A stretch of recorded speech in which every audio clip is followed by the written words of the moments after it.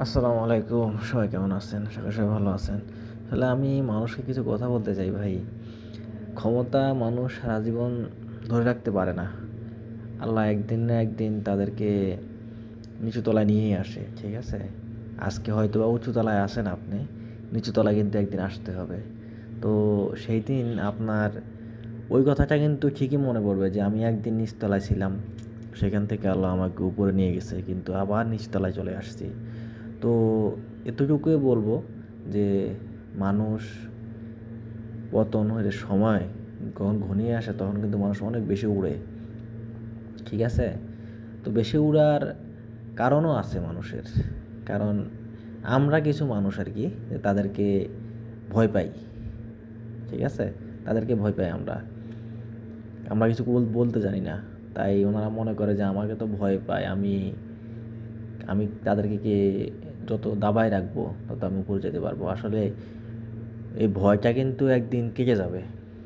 সেই দিন আপনার অবস্থাটা কোথায় যাবে সেটা একদিন চিন্তা করিয়েন। যেদিন মানুষের ভয়টা কেটে যাবে না সেদিন বুঝতে পারবেন আপনি যে আপনার কী অবস্থা হয়।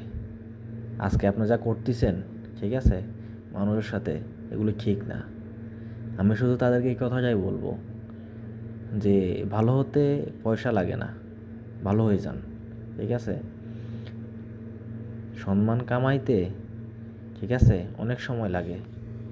আর সম্মান চলে যাইতে একটা সেকেন্ডও লাগে না।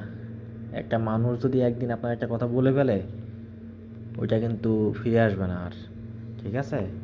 তো যারা এই কাজগুলি করতেছেন তাদেরকে একটু সতর্ক করে দিলাম। ঠিক আছে?